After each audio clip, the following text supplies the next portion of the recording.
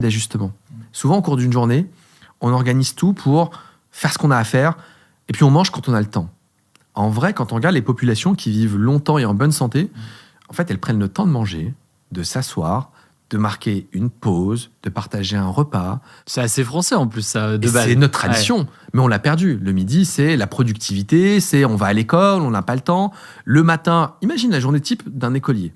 Le matin, soit il mange pas, soit il mange de mauvais produits parce qu'il n'a pas le temps, il y a un problème d'accès, l'argent, peu importe où, il n'a pas l'information. Donc, il commence la journée du mauvais pied. Le midi à la cantine, c'est pas bon. On va pas se mentir, c'est grave pas bon la cantine. Alors, on va donner au mieux des pâtes, mais c'est pas bon. Ou alors on va acheter un gros tacos parce que ça va nous remplir le ventre. Le kebab, et on est en PLS toute l'après-midi, on a envie de dormir. Premier repas, petit-déj, on l'a foutu. Deuxième repas le midi, on l'a gâché. À 4 heures, comme on a mal mangé, on veut un petit truc sucré. Et rebelote le sucre. Le soir, on n'a pas le temps et on remange mal. Et on a passé nos 4 repas de la journée à mal manger. Il a essayé de compenser en plus sûrement le repas précédent qui n'était pas suffisant pour X ou Y raison. Moi, je vois, les enfants à 4 heures, ils sont affamés.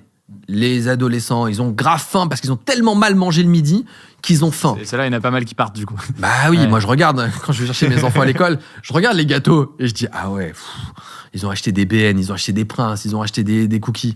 Mais sauf qu'en fait, on crée une génération d'enfants malades et d'adultes malades. Il faut juste le savoir. Je fais pas la morale à qui que ce soit, mais on se rend compte que les chiffres de l'obésité, du surpoids augmentent et que parallèlement à ça, on a de plus en plus de jeunes qui sont déprimés.